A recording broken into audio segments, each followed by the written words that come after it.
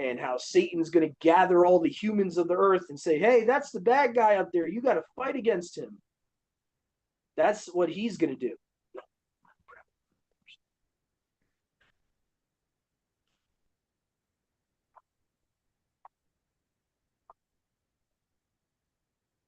All right. So I just want to exit out of that because that's going to be the live is going to be like having a. Go ahead, bro.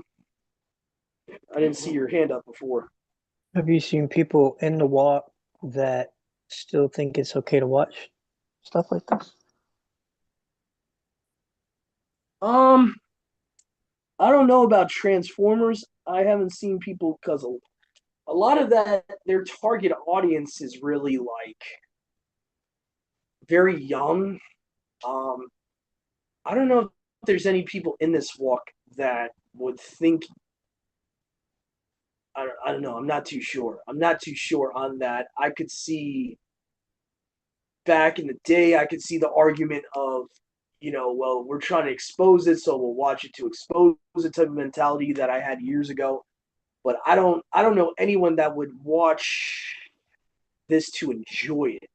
But at the same time, I've seen people take their children, to see other things that are just as bad. That will rationalize in this walk that it's just entertainment. You know, I wouldn't be surprised if you had young parents in this walk that think it's okay to take that. It's just good good aliens versus bad aliens, not understanding.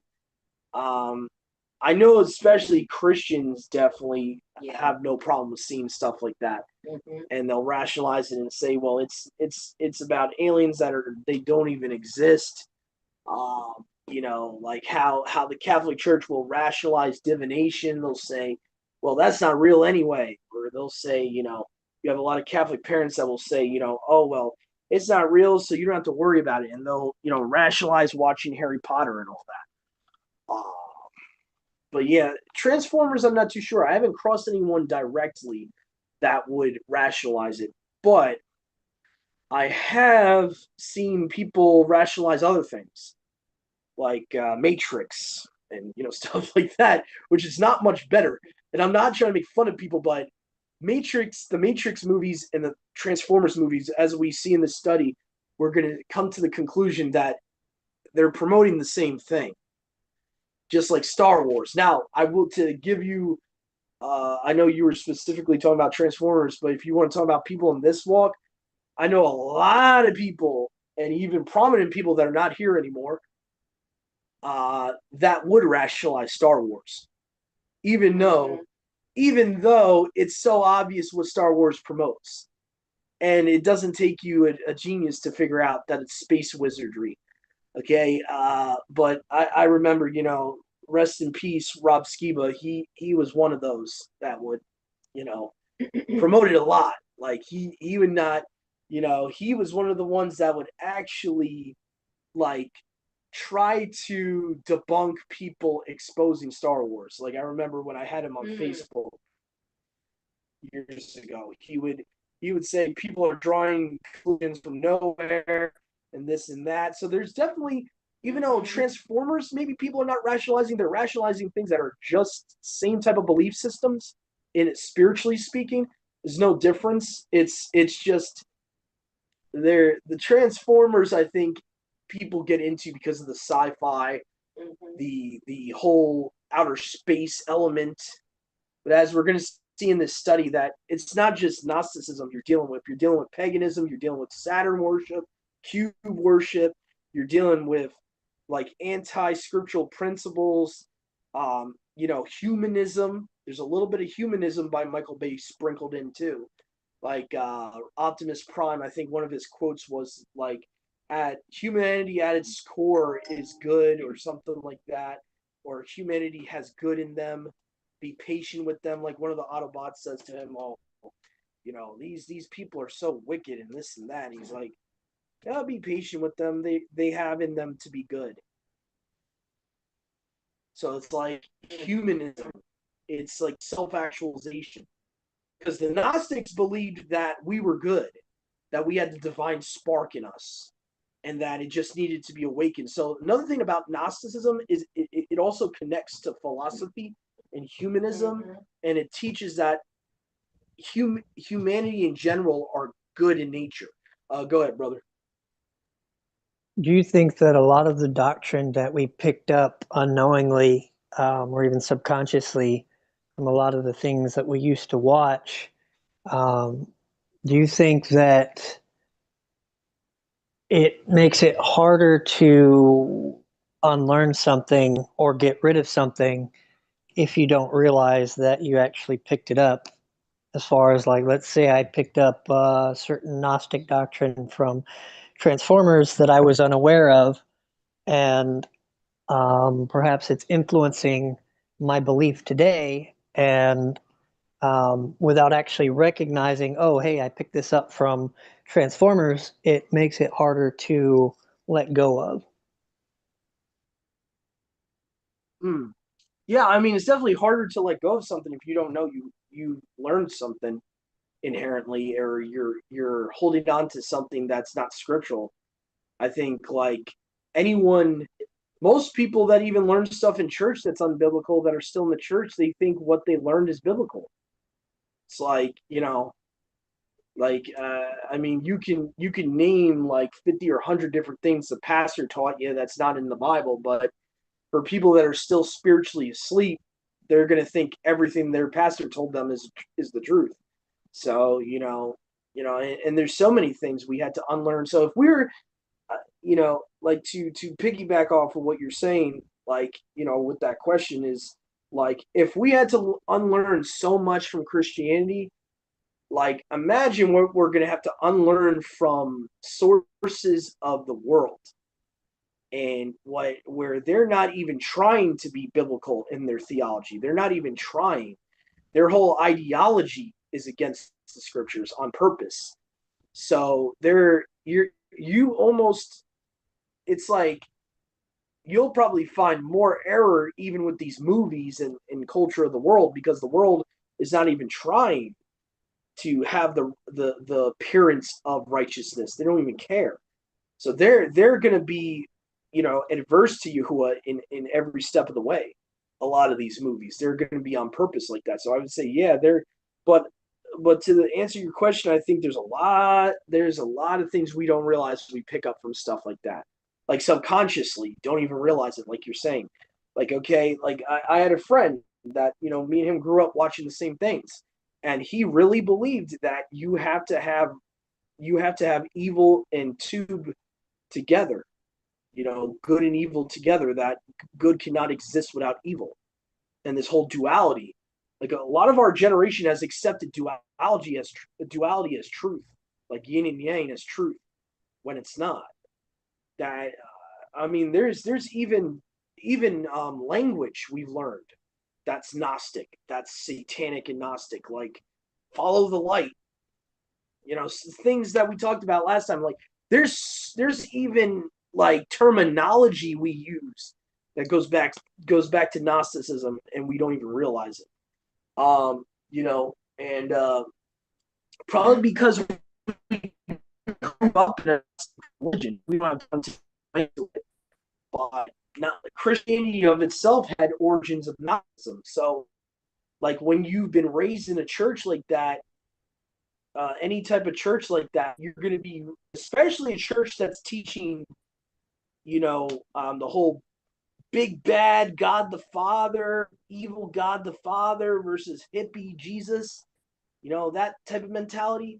You're talking about Marcionism. So, and for those that don't know, like our brother here that's joined us today might not know a lot about him, but just to give you a condensed version of who he was, Marcion of Sinope, he was a early Circe father that was so heretical. His own Catholic Circe, what would you call him? They think he's the devil. Like they what do you call people that you work with? Uh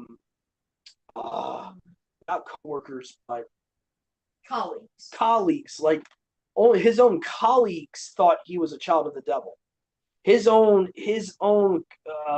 A lot of them looked at him like he was crazy because he was teaching that Yahuwah was actually, when you go into Gnosticism and the Sethian Gnosticism is that they believe that Yahuwah is the bad guy.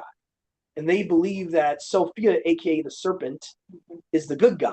And it's kind of like if you ever heard of the Anunnaki religion, a lot of that was borrowed into Gnosticism. A lot of that was borrowed into that. So this whole big bad, this good cop, bad cop, God of the Old Testament, God of the New Testament, you can blame Marcion for that. And he was teaching that, and he was leading people into this weird Christian religion where now you just follow the New Testament. If you ever heard someone say to you, like, oh, I'm a New Testament only Bible believing Christian, that's a Marcionite. They don't even realize it, but they're a Marcionite. They're following Marcion. And Marcionism is the idea that Yahuwah is not the true creator, that Yahusha's true father was some force spirit out there in whatever galaxy they believe in. I don't know. It's a weird mythology. Gnosticism, you'll go crazy trying to research every tenet of every sect of Gnosticism because they don't even agree with one another. But the Sethian view, the Marcion evil heretic view was that Yahuwah was somehow the bad guy. They turned Yahuwah into the adversary in their mythology. And so then you have basically they venerate the serpent, call him Sophia, or the feminine divine, whatever. Supposedly she's the one that created Yahuwah because they don't look at Yahuwah as the supreme Elua. It's all confusion. And so, but this good cop, bad cop thing with, in Christianity with Jehovah and Jesus, that goes back to Marcion. So a lot of us we were raised with the sand of Marcionism. So that spirit followed us into this walk when Yahuwah pulled us out. So there's still that spirit that we have to renounce, that spirit of Christianity, that spirit of Marcionism. And a lot of people don't even realize it. They don't even realize it. And it's funny, the Zondervan, I think I shared this with you, Brother Yahusha. Zondervan, who makes the NIV Bible, admits they have this problem in their own religion. They admitted it in an article, and I'll see if I can find the screenshot to share with you, Ak. But it's so ironic. They admit it. They say, "Oh, we got this problem, Marcionism in Christianity," and it's people's mind, and I'm like, "Oh, really? Maybe because you guys started from him." Okay, a lot of Gnostics look at him as the father of Christianity. So it's like a mental disconnect for a lot of us. We grew up in a heretical religion, and we think there's not going to be. I'm not saying all of us think this way, but we think that we can't be deceived if we're coming out of Babylon and we're coming out of a satanic religion that tries to hijack Yahuwah's word and try to hijack Yahusha's identity. You think you're not going to have some spirits with you? It's like there's a mental disconnect there, And I'm not saying everyone thinks that way. I'm just saying there's some people out there that will be like, oh, no, there's no way I can be deceived. I'm like, Revelations 12 says the whole world was deceived. That includes Christianity. That includes Judaism. That includes Islam. It's like I don't know. It's, but end of my little rant there. Go ahead, brother. I'll come back around. I forgot. Yeah, it's okay. I'm gonna get us on the live here. Let me just see here. I think something happened where it wasn't able to get on the live. We might just have to do a cloud recording. It says live on my end. Really? Okay. All right. Well, okay. Sorry everyone for that little rabbit trail I went on. That's my fault on that. But we're here today to discuss about Transformers exposed. Okay, dealing with the theology of the mainly the movie series, but we're also going to talk about. We're going to talk about the Transformers series mainly, but also the cartoon and some symbolism in that too, how it goes back to Satan and the fallen angels and all that stuff. So, the first scene I want to deal with is their Bernie Mac. This was, I think, his last movie before they, took him out. For all of you conspiracy theorists out there, you know what I'm talking about. When he when all his little so-called buddies like Steve Harvey and them took him out. Why do you suppose they killed Bernie Mac? Oh, him and Steve didn't get along. Steve Harvey. Probably jealousy Steve Harvey. It was notorious that he didn't get along with Steve Harvey or any of the guys on that tour. No, I heard that Bernie Mac was going to expose them for the pedophiles that they were, and they whacked them. Yeah, that makes sense. Yeah, I know though. In general, Steve did not like him. He's always said bad things about him, even after he was dead. Steve Harvey has always been very disrespectful. Even when the guy's dead, he's talked about how Bernie supposedly wasn't as big as him, and he said stupid stuff like that. Where Cat Williams came to his defense and was like, "Oh, really? He started coming back at Steve, calling him country and all that. He's like, "Your country behind couldn't get in a movie scene. You make fun of someone that was out of your league." So there was definitely animosity, is what I'm trying to say. There was animosity there. There was, even in general, even if whether it was the pedophilia thing, regardless, he was not friends with those guys. He looked at it as a business of comedy. He did it as a business, and he went on tour, and something happened. That's all I'm going to say is something happened. From what I've seen, something similar to Dave Chappelle possibly happened to him, because Dave Chappelle was another one that, was very outspoken. And so, I don't have time to get into the whole clone conspiracy theory, but I don't think the guy that's doing Netflix is Dave Chappelle. I don't think that's the real Dave Chappelle, in my personal opinion. But anytime when you go against these Luciferians, anytime when you don't want to sell out, and you're gonna become the trigger. Oh yeah. You're gonna be the one that they're wanting to kill. Is the moral of the story. It happened just recently. Or you want to get out before they say you're done. Which has happened to many wrestlers. They don't want to honor the rest of their contracts, so then they get killed because they don't want to. They basically want to renege their deal with who, and so that usually doesn't end well. So unfortunately, a lot of them, if they would have just repented, a lot of them, if they really were killed, would still be alive today, and they would be part of Yahuwah's kingdom if they would have seeked Yahuwah and repented. But that's the way it goes. But anyway, going back to the Bernie Mac scene, there's an interesting scene that I was able to find, guys, that kind of shows what part of this theology is of Transformers and what they're promoting. So this scene hints at the idea of, let's see what it is here. What's the word for it? No.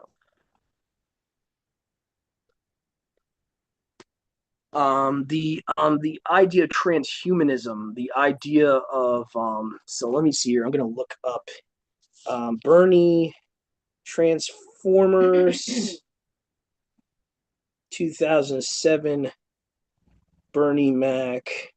So this was like the last time he was in a movie. So, but watch for the phrase he's about to give you. He's about to say there's a mystical bond between man and machine. So that's the key phrase that he's saying here.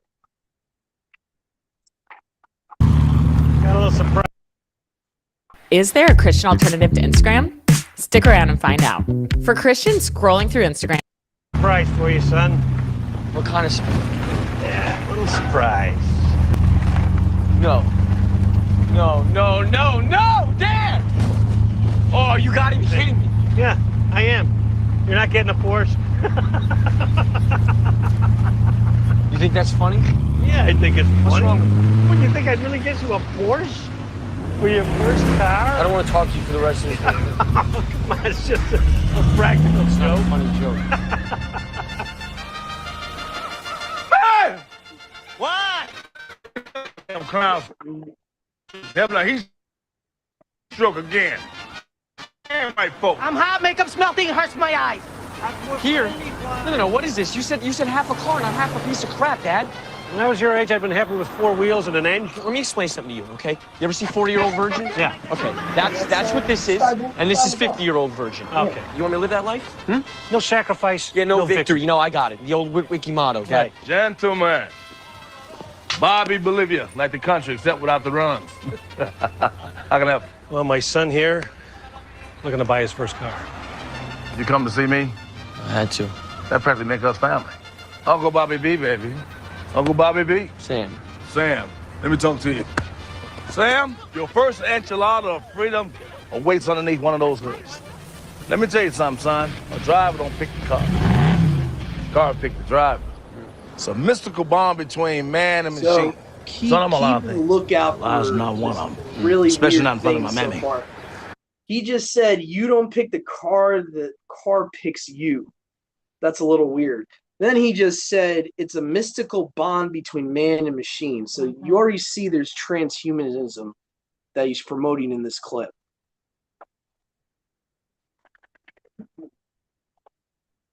That's my mammy. Hey, mammy! Oh, don't be like that. If I had a rock, I'll bust your head, bitch. Say, man, she deaf, you know? Well, over here, every piece of car a man might want or need. This ain't bad. This one's got racing stripes. Yeah, you got racing? Yeah, what the heck is it?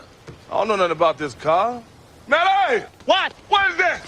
This car, check it out. I don't know, boss. I've never seen it. That's loco. Don't go Ricky Ricardo on me, Manny. Find out.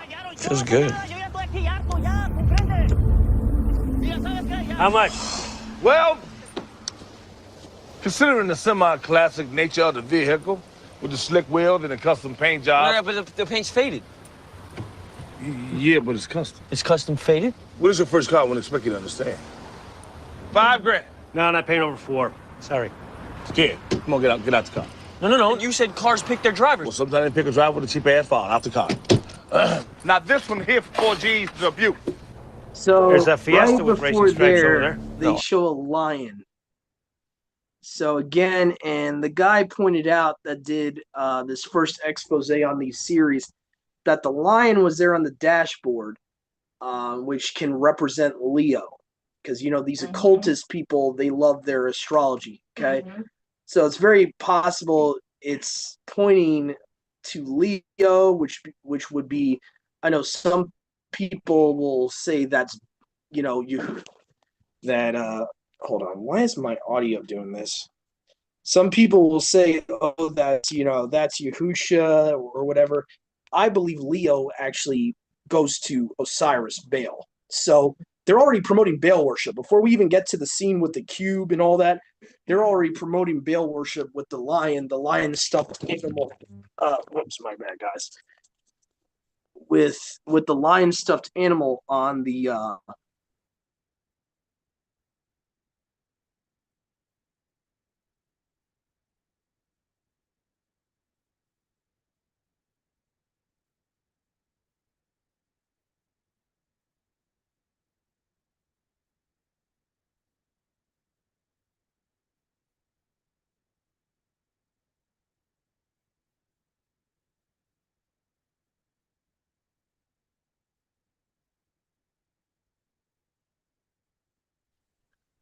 Why is this thing kicking me off, man? What are you doing?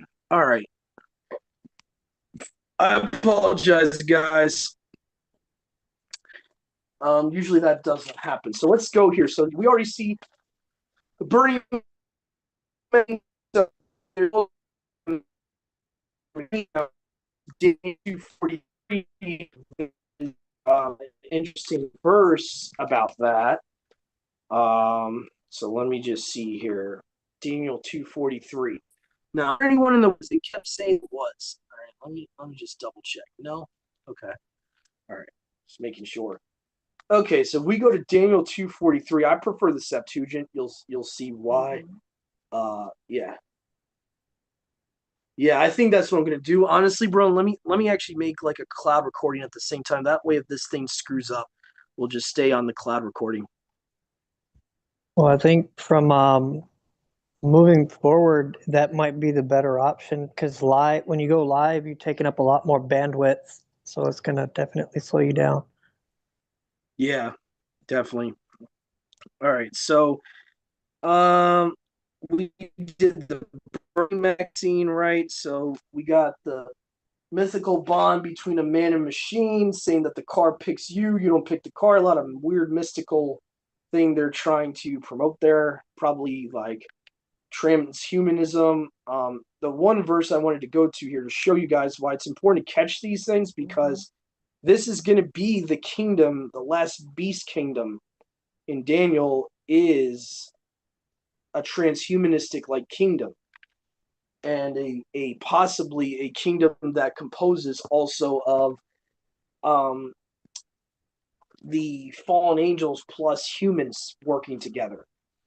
So I'll explain after I read this scripture here. So Daniel 2:43, where you saw the iron mixed with earthenware, meaning clay, that's how the LXX reads it, earthenware, they shall be mingled with the seed of men, but they shall not cleave together, as iron does not mix itself with earthenware. So again, big important thing.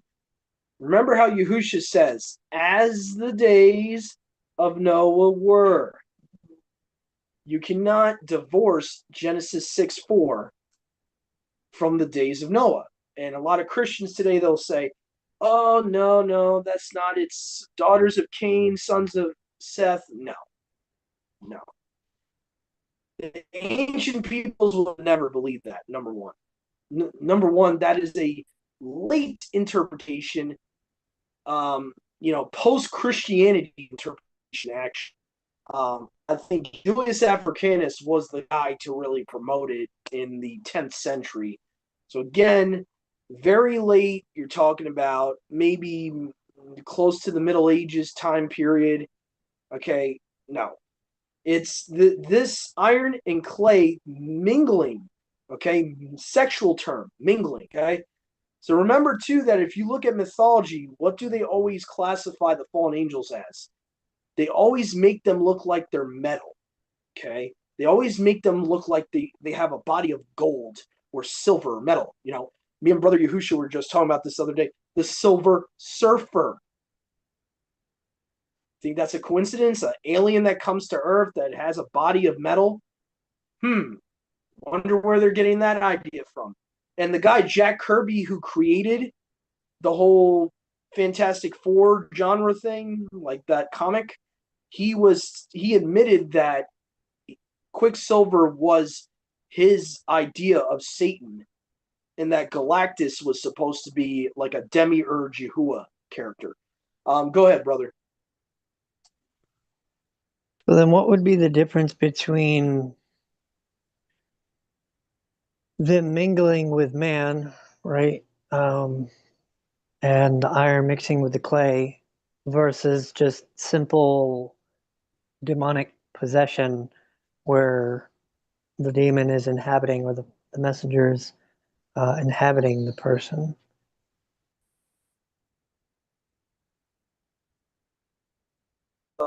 Like a demon inhabiting a person is possession, right? So like you're not mixing DNA. If you're mingling with the seed of man, like just that phrase alone says that their DNA, their seed, physical seed, is mixing with the seed of mankind. So basically the difference would be someone possessed versus you're making hybrids.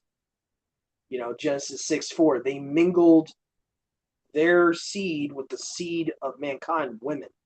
So they implanted their heavenly DNA with a mortal woman's DNA. So, like, literally, that's why I say Daniel 2:43, the way that LXX puts it, is a direct correlation with Genesis 6:4 in the Septuagint, mainly in the Septuagint, because, you know, people want to argue what B'nai Elohim means, whatever, in the Masoretic. But in the Septuagint, the original Greek manuscript, and you can look it up for yourself. If you have a Bible app, like Bible Discovery is one of them, they'll outright put it. Original Alexandrian manuscript says Agelos Theos. Okay, so the original LXX of Genesis 6:2 would have read as the messengers of Elua saw the daughters of humans. Okay, that's what it's always been, mixing the seeds. Okay, genetically, literal, physical mixing the seed of mankind with what's not mankind. That's why in the Septuagint also, if you look at the Nephilim, they're called the Earthborn. They're called the Earthborn. Why? Because there was a forbidden union between a heavenly seed and an earth seed, the Earthborn. So, again, all this stuff is connected scripturally. I would say, well, the cyborg thing, I don't think is a full-on. I would say the cyborg thing is more or less a vessel for the Rapha to enter. So I think what will happen is when any man that takes on transhumanism, there's something about when they implant a chip in your brain, you're no longer fully human. And it's very possible that the breath of life Yahuwah gave you can no longer inhabit you, if that makes any sense. When you alter yourself and become like a Terminator, now you're a host body for whatever demon could come in. And I think that's what they're planning. They're planning on people taking the quote-unquote mark of the beast, becoming like the beast, becoming something that's not fully human. And I think that was the whole purpose post-flood, right? You got all these like unclean spirits. The book of Enoch calls them, spirits of the giants. Okay, so you got all these Rapha floating around, and they're like, we need a body. Oh, centaur. Okay. Oh, okay. We got this minotaur over there. There you go. I think the purpose of these hybrids and the purpose of man and machine being joined together, yeah. So, yeah, that would be different. I would say technically Cyborg does not fulfill Daniel 2:43, technically. So I would say that it will be part of that kingdom, most likely. You'll have cyborgs, and but the actual fulfilling of Daniel 2:43, I think, will be another incursion of Genesis 6. So the iron Doug, and the clay mixing. Doug, would you Yeah. include the vaccine, the COVID vaccine, in that assertion? It depends what that vaccine is supposed to do. If it changes you to become something that's no longer fully human, I could see it being like transhumanism, but I don't know if it does that. I would have to I haven't done enough research to come to a conclusion on it either way. What I do know is that they're already putting chips in people. They're already shipping people. There's people out there that got something in their heads where they'll be waiting for the airplane to come to the airport. They'll be looking up, and they'll have like something in their brains that projects through their eyes like a TV screen or whatever. People are like chipping themselves right now. They're like actually like they're actually putting like these cyborg type of chips in their brain that supposedly you're no longer fully human anymore, because now you have this microchip in there that's making you an intellect. But Doug, they've been putting chips in people. Remember when they started putting chips in people's arms, in their hands, so that they could go and buy stuff at the store without having to pay? They've been doing that for a while. I don't think Elon Musk has implanted a chip in anyone's brain yet that I know of. Right. I know that's what he wants to do, but I don't know if he's already done it. Yeah, I saw a video of someone electing, like choosing to do it. They were, I think it does have to do with Starlink. It's someone related to Starlink. I don't know exactly how, but it's somewhat related because the guy on the video was like, "Oh, I'm the first human to do this," and so it's definitely starting to get implemented. It's, but yeah, the whole arm thing, that didn't even happen in the past. It's only been in the past 10 years that started getting implemented. That's very recent. The whole like you get a chip in your arm to Amazon type thing. yeah, that's only been in like since like maybe 2014, 2015. It hasn't been that long ago. So that's very recent. That's as far as technological advancement, that's been very recent.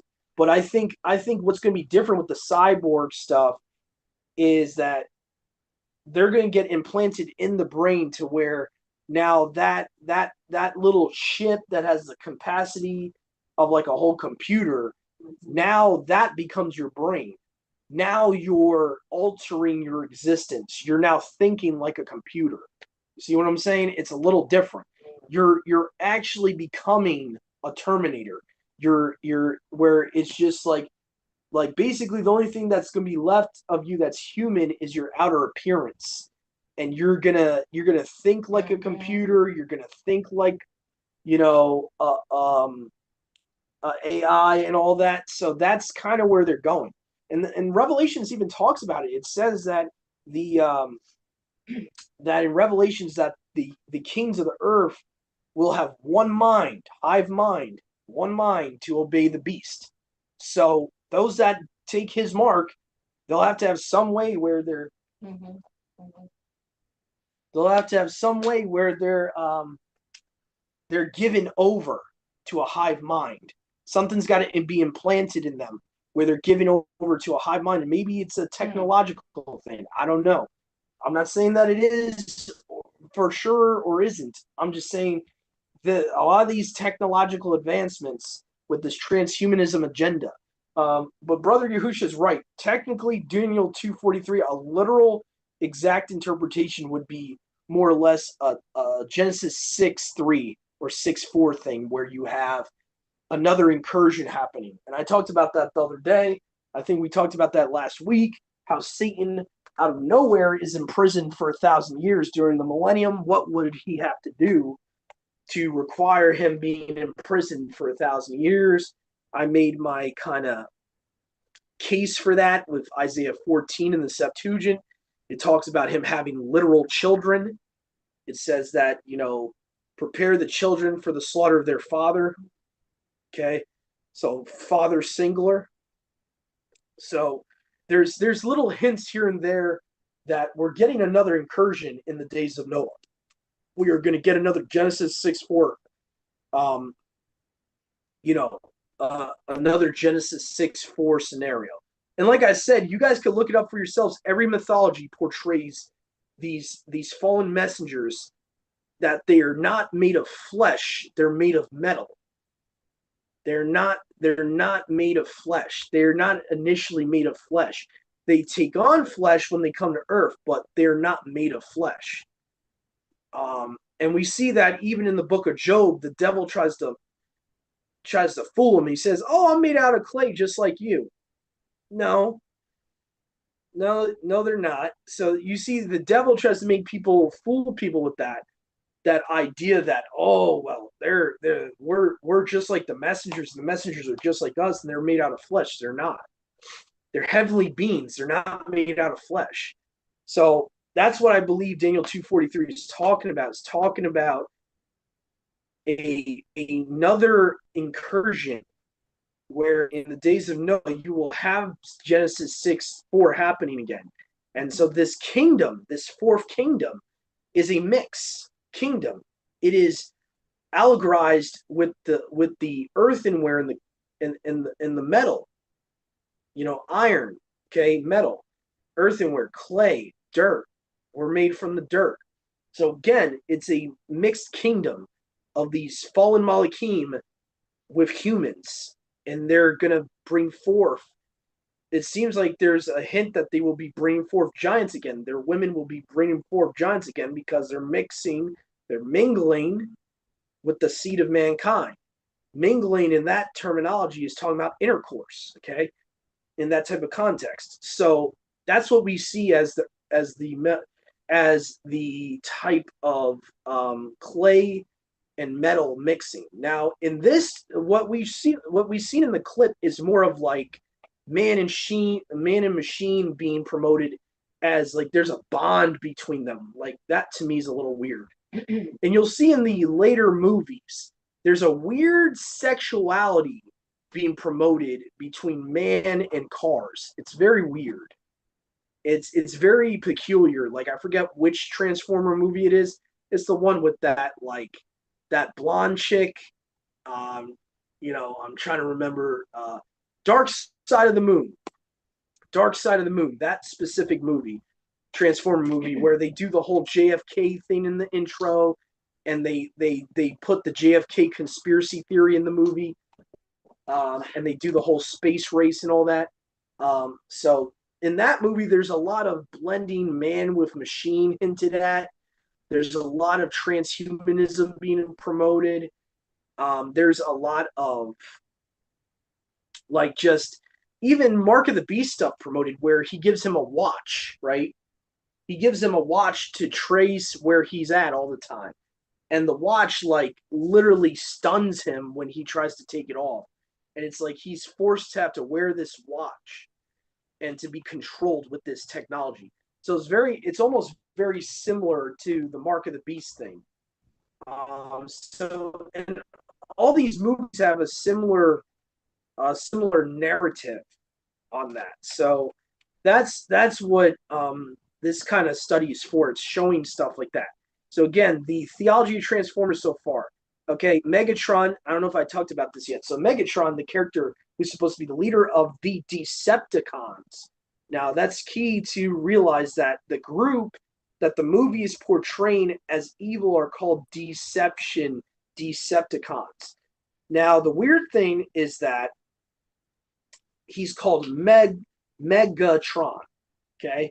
Which I think is a play on words on the Kabbalistic being Metatron, who the Kabbalists, if you do your research, when Yahusha was rejected, right, as the coming Messiah and messenger Yahuwah, they rejected him as that. They didn't accept him as that. Later on, they replaced him in their traditions as Metatron. So this Metatron guy did kind of the same things in their mythos that Yahusha did, except he's not equal with the Father. He's not the Father. He's just an angel. So a lot of people that believe Yahusha is just, a messenger, like, the Jehovah Witnesses have a weird belief like that and all that. That seems to stem from the Kabbalists and all that, because the Kabbalists were trying to replace him with a archangel, messenger named Metatron. Okay, so I believe what's being promoted here by Michael Bay, Megatron is supposed to be this Metatron character. Okay, so again, it's supposed to be, they're basically promoting a demiurge Metatron theology there, where in the Gnostic theology, Yahuwah becomes the bad guy and yada yada. So again, it gets very convoluted when you look up Metatron, because Metatron's not Yahuwah, but yet it says he's the voice of Yahuwah, but not Yahuwah. It gets all convoluted. So anyway, but the characteristics of this Megatron character seem to share characteristics with Baal and Nimrod, because this Megatron guy is actually buried in the ocean in the abyss, and they pull him out in one movie. I think it's the Age of Extinction movie. They almost like resurrect him, which interestingly enough parallels Revelations 9:11. And interestingly enough, Revelations 9:11 is talking about Apollyon, the destroyer, Abaddon, okay, aka Nimrod. So that's pretty interesting to me. And for those of you that don't know Revelations 9:11, I'll just read that real quick, just so you know what I'm referring to here. So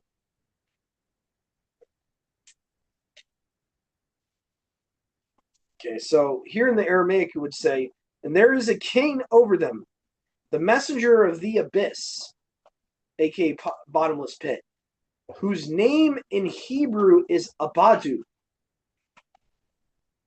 And in Aramaic, his name is Shara.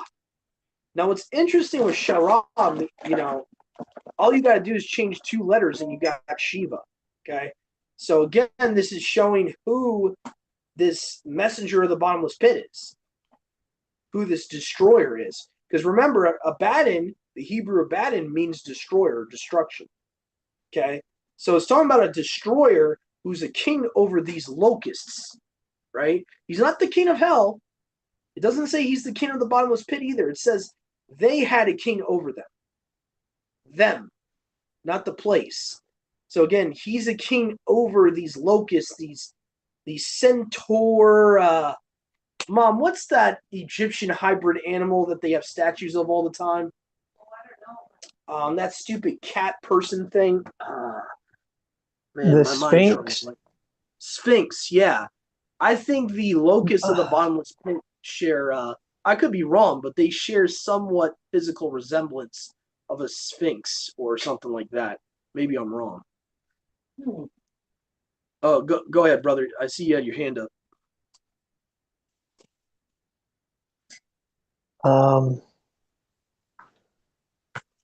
I'll come back. I'll save that for later. Okay. So yeah, I could be wrong. But when I look at the locusts of Revelations, a lot of people try to metaphoricalize it, and it's talking about a hybrid creatures. So you're talking about these hybrid creatures, whether you want to say they're like centaurs or sphinxes, either way, they're hybridized locusts. They're not the same thing as the locusts in Exodus. That's where people make the mistake. Okay, these locusts are characterized as these demonic hybrid beings that are in the bottomless pit. And it says the king over them is Abaddon, the destroyer. Okay, so the destroyer, Shiva, Abaddon, Apollo, whatever you want to call him, he is the one that's the king over them, not hell, not the bottomless pit, not Sheol. So there's a lot of confusion about that because our Christian tradition says that he's the king over hell. But again, that idea of Satan being the king over Sheol, you can't even find that pre-Middle Ages. That wasn't even a thing.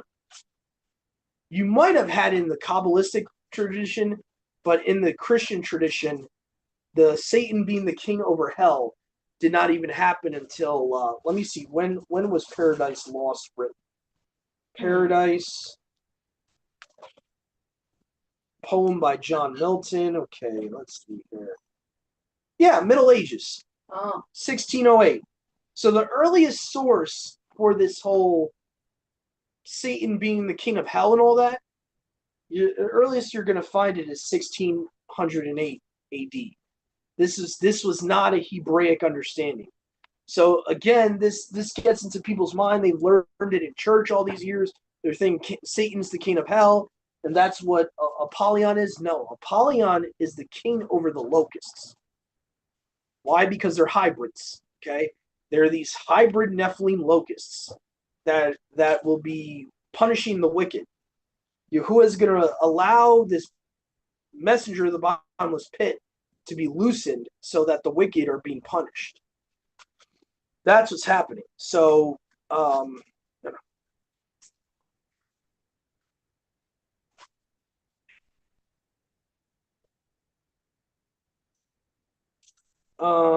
let me go back to the document here, just so I stay on topic here. Okay.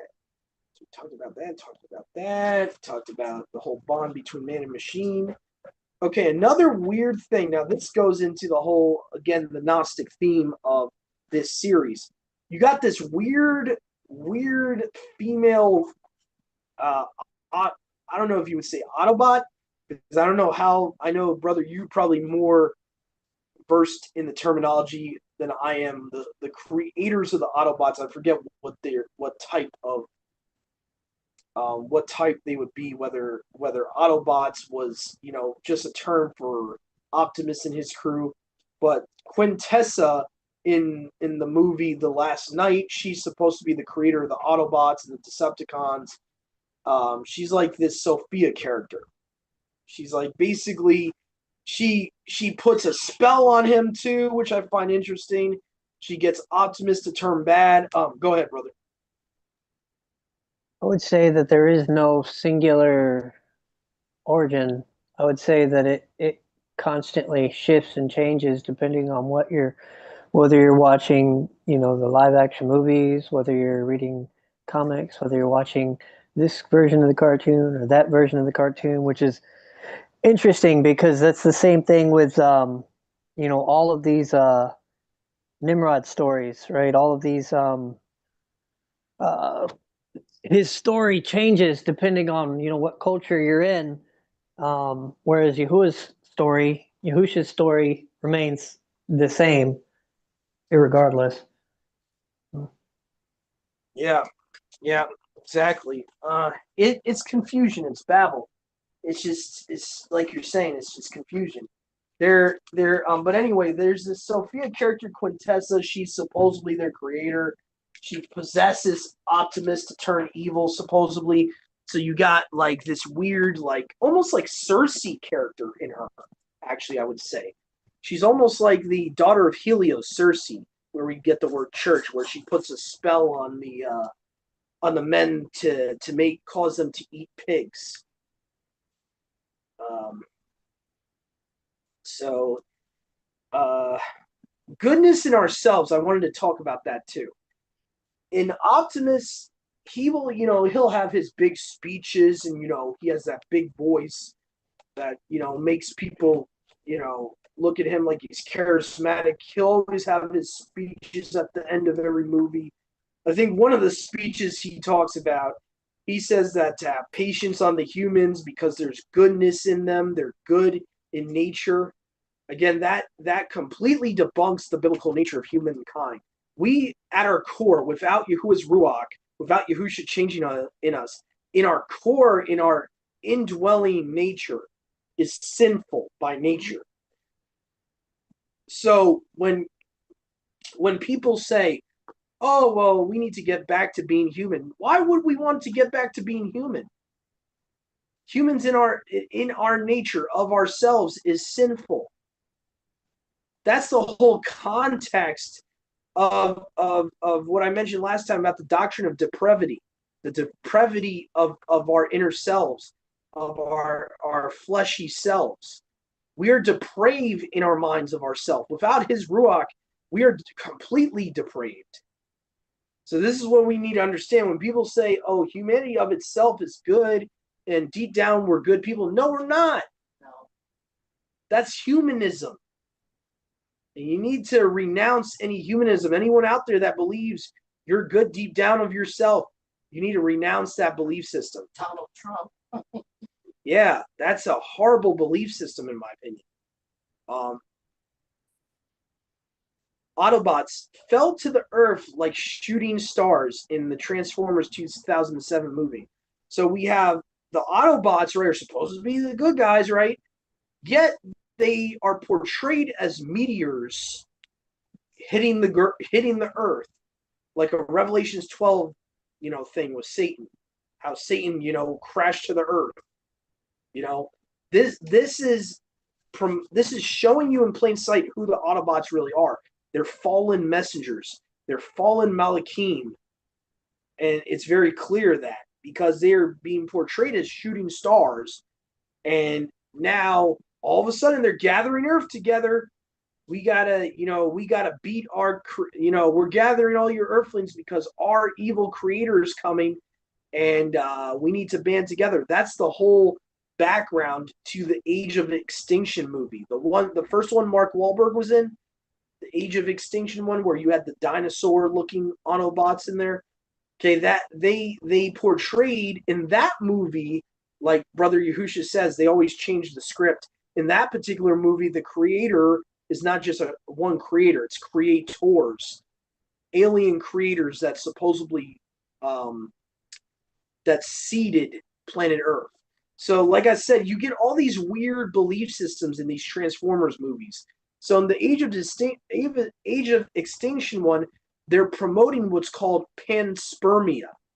And I'll just explain what that means in general. It means that aliens seeded this planet, aliens created mankind, Anunnaki, garbage. Okay, that's what that is.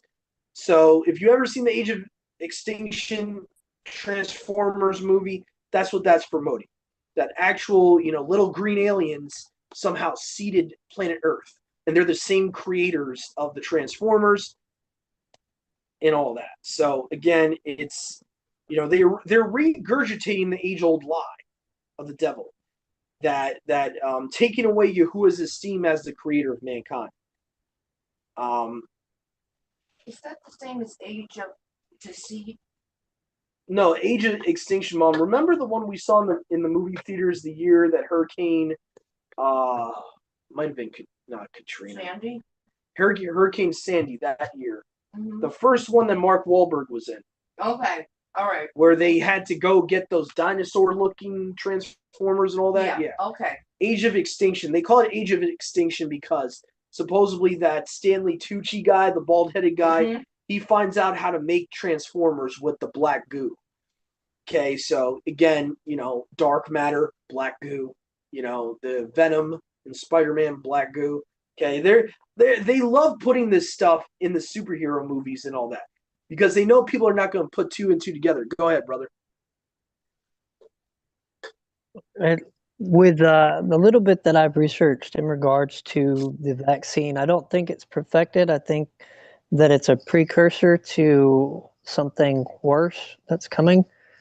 But I do think that the technology plays into it in as far as like the graphene oxide that's contained in it. You have scientists and doctors on Rumble that have actually taken vials of the Pfizer vaccine and studied it and actually seen how it, when injected into people, it actually starts to create self-assembling circuitry within the body. So interesting that you have black goo, and they always put the truth in plain sight. But you have the black goo that's being used to create transformers, right? And then you have graphene oxide, which at its core is like a black gooey substance that reacts very strongly to frequency. And you have graphene oxide being put into people that is actually literally creating things inside the people that are, it looks like circuitry, like computer circuitry in them, which I believe is what, is causing blood clots in a lot of athletes. I don't know if you've seen how like a lot of athletes, and it's only certain times of year, right? It's like you hit a certain time of year and then all of a sudden all these people that took the vaccine drop dead. Then you hit another time of the year, all these people that took the vaccine drop dead. Wait, But but brother, didn't you hear about the guy that went to the CDC? I think it was yesterday or a couple of days ago, and he killed a police officer. And he claimed that he had gotten sick from the vaccine, even though, of course, the news is saying that they don't really know if that's the case, but that he just had a mental condition. But he went to the CDC with the purpose of claiming that he took the vaccine and now he got sick from it. So he goes there and he shoots up the place and he kills someone. Mm. I don't know if you guys heard about it, but it was I don't know wherever the CDC office is Washington D.C. or wherever it is. This happened a couple days. I think it was either a couple days ago or yesterday. I'm not sure. That's wild. Yeah, I never heard of that.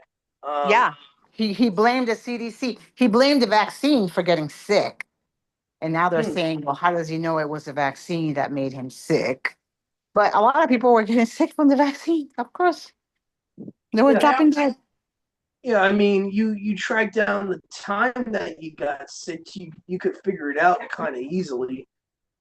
If you didn't get sick until you took the vaccine, then yeah, I mean, it's kind of easy to figure that out. Like I never heard that though, brother Yahusha, that it's a time release thing. I've never heard of that before, so that's kind of interesting. But yeah, I don't think so it's. sorry. Go ahead. Sorry. No, go ahead. No, go ahead.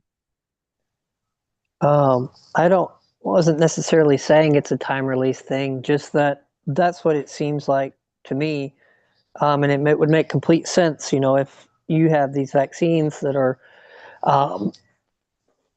creating circuitry within the body and forming things within the body, even if it wasn't, right? We know that graphene oxide reacts to frequency. So all they have to do is turn on, whatever frequency through your phone, through towers, whatever it is, at any specific time. And, there's a lot of frequencies that are not heard in the human ear. So you wouldn't have to hear it. All they have to do is just play the frequency, it run through your phone, connect to the graphene oxide in your body, and cause a reaction in your body that forms a blood clot or whatever. Interesting. Yeah, very interesting. So, let's see. I'm trying to always making sure I'm not forgetting my spot here in the document. So, so the next point I wanted to bring up was another movie of theirs. It's called The Fallen, or Revenge of the Fallen, right? I think it might have been the second in their series. So there's this character called The Fallen. He's like kind of portrayed as a Yahusha character. He's got disciples. They're calling him, master. He's, I think he calls Megatron his disciple. So it's very weird. It's like this villain. He's called The Fallen, like, fallen angels, fallen Malachim. But then he's portrayed as a Yahusha character. And they do this a lot in the occult. They don't want people knowing the difference between Yahusha and Jesus. So what do? They combined him. I don't know, brother who's with us today wasn't with us for the whole Star Wars thing. But you can kind of see this in Anakin Skywalker and Darth Vader, the duality. Okay, so you got Darth Vader's supposed to be the bad guy, right? And then you got Anakin, who before he fell to the dark side. But what they do with that is they combine traits from Yahusha and from Baal together to make this character. And the occult, I think Aleister Crowley was the one that called it the Moonchild. They have their own chosen one. They have their own elected savior, the occult. They have Baal as their savior. So what they like to do a lot is paint up Baal to make it look like he's Yahusha when he's not. And it was very clear in the Star Wars series. You had Anakin, who's this born of a virgin, the chosen one. There's a prophecy that he's going to bring balance to the Force and all that. So there's like all this like language to make Christians think that he's Yahusha. It's all this type of biblical, some sort of biblical language. And they do the same thing with this guy, the Fallen, in Transformers. He's got these disciples of his. Megatron is one of his disciples. He talks about that there's no other command other than mine, even in death. So there's some type of resurrection that happened with this guy called the Fallen. It's a lot of weird stuff with that. So, like, I remember, I don't know how I missed it, because I saw that movie Revenge of the Fallen back in like 2010, and I never put two and two together. That this guy, they're on purpose trying to make Yahusha into the bad guy, or trying to blend together Baal and Yahusha in that character, the Fallen. So they're trying to confuse people. And then, of course, you have the Autobots that are supposedly the good guys. We just talked about how they represent fallen angels with the whole shooting star scene in the first movie. So now you're going into the second movie. You're already conditioned to think the Autobots, a.k.a. Satan and his angels, are the good guys, right? You're already being conditioned to think that. So then you have the Autobots versus Decepticons. This big war happens, and you're seeing all this symbolism. They try to take the assets of. They do something with the pyramid. I forget what they do with the Great Pyramid of Giza in that movie, but they're trying to almost remake Cybertron, like with this like technology. They got like sacred geometry and all that. They got the pillars and all of that. Or maybe that's Dark of the Moon. I always get confused with these movies, but they portray a lot of these same things in these movies where it's like they're trying to harvest the earth for Cybertron. And you see that in the newest Superman movie, even though we're not talking about Superman in this study, the newest Superman movie, I found it interesting that James Gunn now is making Superman and his mission out to be now an evil mission, and supposedly he was supposed to take over planet Earth. There's a scene in the new Superman that just came out where supposedly his parents, Jor-El and his mother, gave him a mission, say you are supposed to rule Earth. You are supposed to take over Earth for us. So it's interesting that the elite are now starting to reveal how these characters really are. These superheroes and all these characters, how they really are. And this is not even the time for it, but I really recommend you guys go to my Rumble. I'm going to try to leave my link for our Rumble account because for some reason they not boycotted, but they copyright striked our Marvel, I think it was called Superheroes Exposed, Superhero Worship Exposed series that we did years ago, like almost 10 years ago in this ministry. So you guys want to see that, where I talk about how Batman really is and Superman and all that and all the ties to them and the Beast. You can find that on our Rumble. I'll try to leave the link for you guys. But just to talk briefly about that, even with them, there's anti-Messiah symbolism with this and Baal symbolism. One of the comics of Batman, I think, I forget what issue it was, but it was like issue 666, I think it might have been. Like it literally had 666 on it. And I think it's something like Armageddon in Gotham or something like that. Or it talked about his son Damian Wayne. His son Damian Wayne is now Batman in that issue, and he says, Armageddon is canceled as far as I'm concerned. So you see, like, these superheroes are satanic. These movies are against Yahuwah. They're not. So a lot of people, a lot of Christians will try to say, oh, Optimus is Yahuwah. No. Yahuwah does not fall from the sky as a shooting star. He does not, try to get everyone together to prevent their creator from coming. That's Satan. Satan does that in Revelation 20. You can read about it. Satan does that very thing.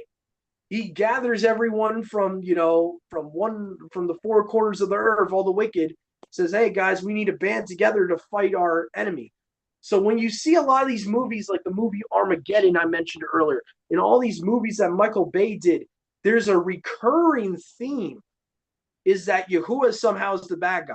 Yahusha somehow is the bad guy. And Optimus, who really represents Satan, is the good guy. Satan and his angels that got casted out to the earth are somehow the good guys. So it's very intentional what they're doing. This is not like, okay, this is up to interpretation. No, this is what they're promoting. Okay, so again, the fallen, again, is supposed to represent an amalgamation between the true Messiah and Baal there. So it gets people confused with that in their subconscious.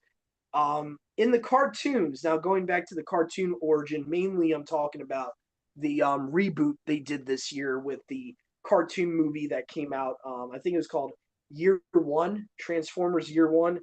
So in the cartoons, Optimus Prime originally was Orion Pax. So again, Orion. Who is Orion? Okay. Goes back to Baal. Okay.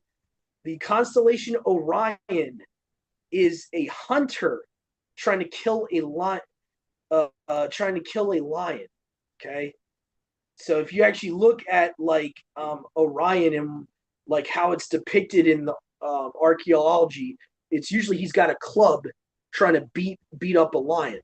Okay. Same thing with Hercules. Same thing. I believe Hercules, possibly could have been another version of Nimrod. When you look at a lot of the archaeology and the hieroglyphics of how Hercules was portrayed, killing a lion and all that. Yahusha's the lion of the tribe of Yehuda, all that. So, but Orion is another name for Baal. He originally died in the cartoons. He originally dies, he gets destroyed and then he's rebuilt in a almost in like a counterfeit resurrection. So Orion Pax now becomes Optimus Prime. So already we're seeing that this is the true origin of Optimus Prime. His original name was Orion, which again goes to the Baal constellation. Okay, so again that's Nimrod. Okay, so again, kind of for resurrection. Okay, in the movies, there's a multiple instances of original sin symbolism portrayed as tube. Now we have a scripture here that shows you why we should be aware of such things like that. Isaiah 5:20 here. Okay, Isaiah 5:20 says, "Woe to them that call good evil and evil good, and who makes darkness light and light darkness, who make bittersweet and sweet bitter. Woe to them that are wise in their own conceit, and knowing in their own sight." So again, this is talking about basically the wicked. They will make something that's obviously evil good. They make something that's obviously righteous evil. And we see that in Transformers. I've already explained how multiple scenes in these movies, in multiple movies, are showing this. Subliminally, there is a message of mankind needs to rebel against our creator, which is Gnostic. Again, Gnostic. It's also satanic. It's part of Psalms 2, where you got the devil gathering everyone, and they're trying to make war with Yahuwah and his Messiah, right? Psalms chapter 2. Okay. There is a lot of Saturn symbolism in the cartoon and movie. Now, in the cartoon, it's a little bit more subtle. In the cartoons, a little bit more subtle. It's more like you have this one scene, right, where in the intro of the cartoon, they're riding around in space. They're riding around the planet Saturn on its rings. Again, most people will just say, I'm reaching into that. But again, remember, too, what they also have in the movies, the cube. Okay, I'm just saying, there is a connection. There is a Saturn cult connection. Okay, supposedly the theory on Saturn is that, according to guys like Plato and all them, Saturn was the king of the pre-flood, fallen messengers, supposedly. So Saturn, whoever he would have been of the Watchers, he was supposedly the head honcho. He was even above Poseidon. So there's a reason why they're always portraying Saturn symbolism, the elite. There's reasons for that. So again, the last thing I have here is the home of the Autobots, what Optimus Prime calls home, Cybertron, is portrayed in one of the cartoon intros as the bottomless pit. In the 2007 movie, it's portrayed literally as Gehenna, the lake of fire. So as he's like, in that one scene where he's with Sam, with Wiki, and the Megan Fox character in the first movie, and they're introducing themselves, all of a sudden in the backdrop, he describes their home, and behind Sam and the Megan Fox girl, it starts like turning into like a pit of fire. So they're on purpose calling Cybertron or hinting at Cybertron being the lake of fire, Gehenna. Same way that the Matrix movies call Zion, they consider Zion to be like a hellish lake of fire place underground. So again, they're flipping stuff on its head. They're turning in the Matrix, they're turning something obviously good into evil. The Transformers are telling you they come from the lake of fire or possibly the bottomless pit. So again, how are they the good guys? So again, it's like with the Gnostics, they always want to flip everything upside down. They flip the scriptures upside down. So whatever is evil in scriptures, too, and vice versa. So when you're talking about a lot of these movies, why the danger is with these movies, especially children. Children are impressionable. Children don't know, and if you're raising your child on the scriptures, but you're going to see Transformers, Matrix, Star Wars. They're getting a indoctrinated view of who Yahuwah is, okay, from a wrong type of lens. Okay, they're getting a lens of the wicked one, of Satan and his kingdom.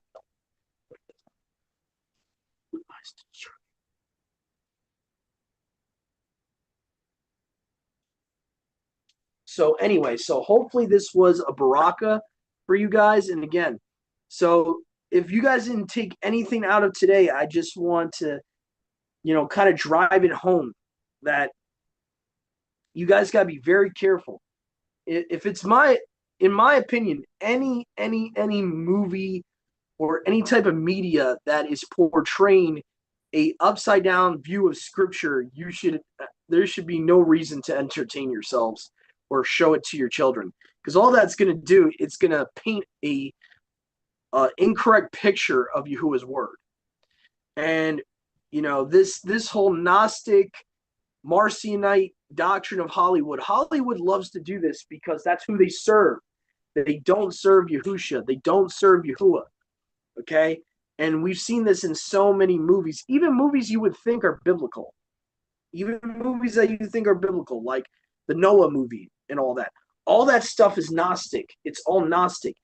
And the big problem with Transformers too, a lot of the stuff, the jokes are even inappropriate. I forgot to mention that. There's a lot of sexual humor in these movies that kind of go past you when you first watch it. But there's a lot of little esoteric sexual humor, like for the Shia LaBeouf's character wearing the shirt. I think it said different strokes on it. There was a lot of weird type of stuff like that, and like things that he said to his dad, and a lot of gay jokes, and that were meant as haha moments in the movie. But it's like you're entertaining yourself, you're entertaining yourself with jokes from the enemy. You're entertaining yourself with jokes that basically make you numb to sin, numb to sexual sin, and all of that. There was a lot of stupid stuff like that. So I'd say the major worry I have for people in this walk is that children might be exposed to this type of stuff, and that children are looking at Yahuwah in the wrong way. There's already enough people in the church that already have received this false Marcionite spirit that of this demiurge type of theology, and now you have these movies promoting that. Of course, none of these producers or directors are going to tell you they're Gnostics. Like Michael Bay, he's not going to be honest with you. James Cameron is probably the more obvious one out of the two, but both of them are promoting the same stuff in their movies. James Cameron, he was big for what was that one with the blue people? Oh, Avatar. Avatar. Completely Gnostic, completely evil, pagan, and Gnostic. Avatar was all about the Hindu gods. Okay, that's what Avatar is. Avatar basically means a host body. Like if you look up the word Avatar, it's talking about a host body. So it's possibly even promoting a host body for demons, creating a host body for demons to dwell into. So there's all these same type of movies that promote the same thing. You got transhumanism with the Terminator movies with James Cameron. There's both guys are bad in my opinion. Michael Bay and him are the same. I put them on the same level because they're both promoting the same stuff. So my warning to you guys is be very careful what you're putting before your eyes. Be very careful, because a lot of this stuff is promoting upside down view of scripture and an upside down, really blaspheming Yahuwah's character. And so I think that's about it, guys. Shabbat Shalom. Hope you guys got some edification from today's study, and Yahuwah Yahusha willing. See you next time. Shabbat Shalom.